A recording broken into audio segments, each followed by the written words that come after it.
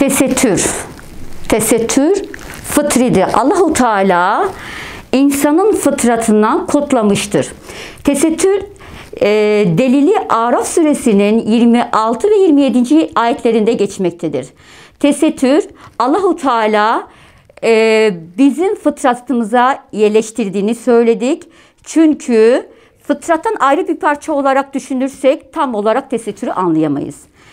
Tesettür saygınlığın ifadesidir. Tarih boyunca gerek soylu ve asil kişilerin tesettüre büründüğünü görüyoruz.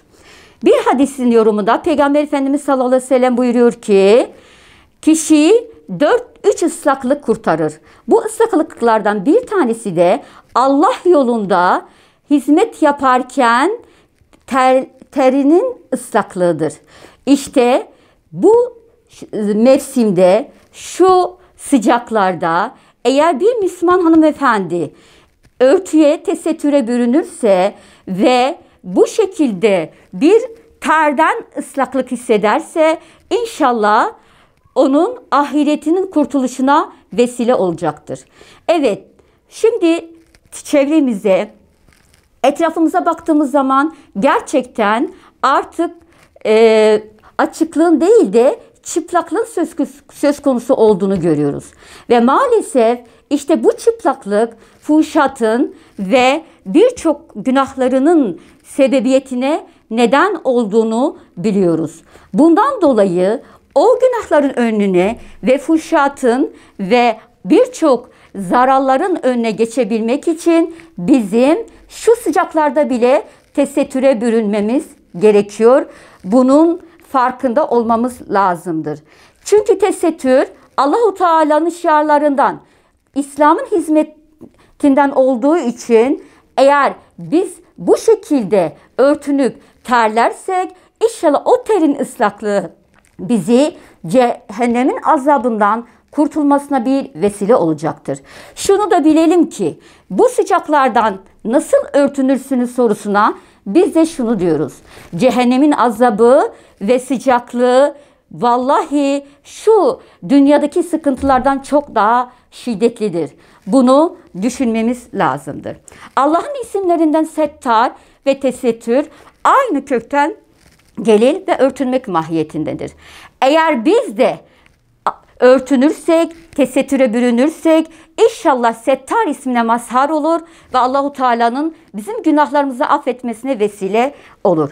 Müslüman kadın olarak bizler mahremiyet elbisesini ve beden elbisesini, takva elbisesini giydikten sonra inşallah bunun sonucunda cennet elbisesi giydirilir. Nur suresinin 31 ve 60. ayetlerinde örtünün mahiyeti bizlere açıklanmıştır.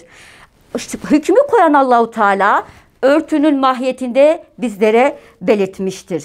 Bize düşen kul olarak semi'na ve eta'na, işittim ve itaat ettim olması gerekiyor. Bunun için teslimiyet ve tesettür ayrılmaz ikilidirler. Teslimiyetin olabilmesi için de muhakkak kamil bir imanın olması lazımdır. Ahzab suresinin 59. ayetinde ise tesettürde çok önemli hikmetlerin olduğunu görüyoruz. Gerçekten sosyal hayat üzerinde olsun, Müslüman hanımının ahlakı üzerinde olsun bunlara rastlıyoruz. Tesettür kesinlikle sosyal hayatta kadınları çeken ve engel teşkil eden bir şey değildir. Allahu Teala hanımların bedenini nazik, çekici ve güzel yaratmıştır. Sosyal hayatta karşılaşacak sıkıntı, zorluklara bir kalkan olması için tesettür bizim için gereklidir. Ve aynı şekilde tesettür Müslüman hanımın ahlakını, kimliğidir. Onunla tanınır, şahsiyetidir. Onunla kıymetlenir, izzetli yaşar ve kalkanıdır. Onunla vakarlı olur. O öyle bir vakarla olgunluk elde eder ki onun tesettürü, onun konuşmasına, bakışlarına ve yürüyüşüne kadar iffet ve vakar hayat timsali haline getirir. Teberrüç açıklık ve saçıklıktır. Teberrüç şeytanındandır ve şeytanın hilelerindendir. Nefsimiz ve şeytan bizleri sürekli Allah'ın emirlerine yapmama noktasında donatmışlardır. Bizler şeytanın ve nefsimize karşı uyanık olmamız lazımdır. Ve bilelim ki gerçekten bizi Allah'ın emrinden alıkoyan neyse, hangi vesveselerse bunun şeytan ve nefisten olduğunu bilelim.